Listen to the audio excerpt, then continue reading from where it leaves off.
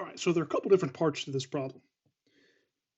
We're told that a gaseous hydrogen carbon containing compound is decomposed and found to contain 85.63% carbon and 14.37% hydrogen by mass. We're given the volume, the temperature and pressure, and mass of the sample, and we want to know what is the molecular formula of the compound. So when I see they're talking about they want formulas, and I see these mass percentages, right? That makes me immediately think the first thing I want to do is find the empirical formula,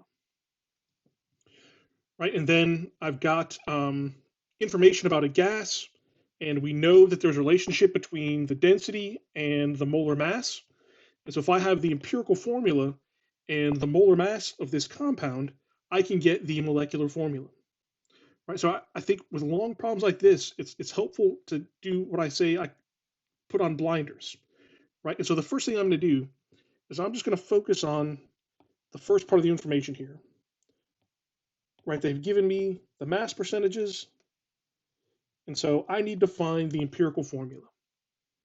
Right. Then the second step, I can use this information about the gas to get the molar mass. And then the last step is going to be once I have the empirical formula and the molar mass, I can then worry about finding the molecular formula, right? But I'm going to start with the red first, right? And just find the empirical formula, right? So this goes back to problems we've done before. If I have the mass percent and I want the empirical formula, I'm going to assume I have 100 grams total. So that means I have 85.63 grams of carbon. And I have 14.37 grams of hydrogen. And so I need to get both of those in moles. So for each one, I need to divide by the molar mass of the element.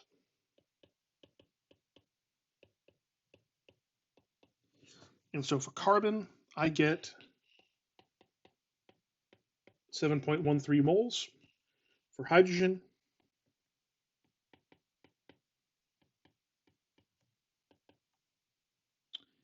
I get 14.2 moles of carbon and hydrogen. So then we'll divide by the smallest number of moles. And so that's going to give me 1 carbon for every 2 hydrogens. So my empirical formula is CH2. All right, and I'm going to do the next step on the next page. All right, so what we found on the previous one, we found the empirical formula. Now I'm going to use, right, they're giving me this information about the gas. And so I want to see, can I find the molar mass, right? So the formula that we be given on our equation sheet is that density is molar mass times pressure divided by RT. And so if I want to isolate the molar mass, I need to multiply both sides by RT and divide by P. So rearranging that, it's going to be dRT over P. All right, and so when I look at the information they've given me, I know R always, right? They told me it's STP, so I know the temperature and the pressure.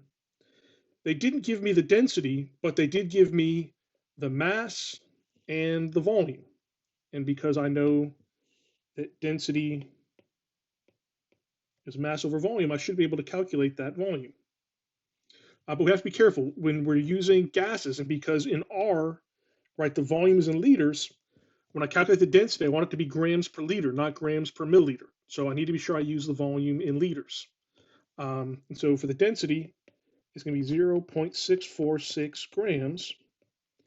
And then to go from milliliters to liters, I want to divide by 1,000. So it's 0.258 liters. And so my density comes out to be 2.50 grams per liter. All right, so now I have the density. Of course, I always know R. They gave me STP, so I know the temperature and the pressure. So now I should be able to find the molar mass. And so, again, I think in this case, I'm going to work the units off out to the side. So I'll just put in the numbers. So density, R, right? STP, the temperature is 273 Kelvin. And then STP, the pressure is 1 atmosphere. And then for the units, my density is grams per liter. R is, of course, liters times atmospheres over moles times Kelvin. Temperature is in Kelvin, and pressure is in atmospheres.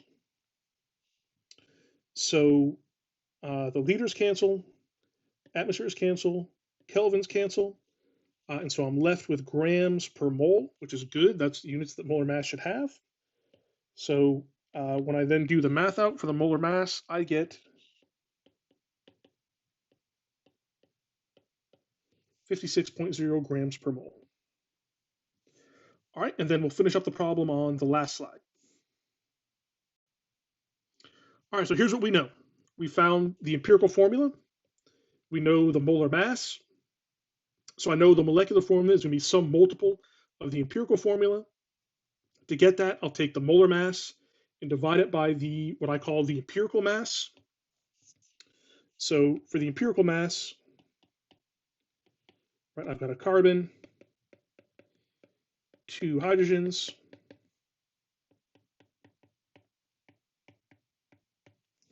14.03 grams per mole.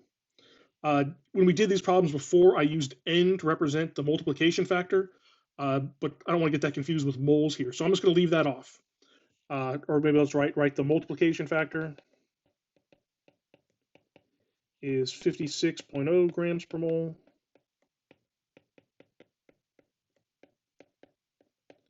Divided by 14.03, and that's basically 4.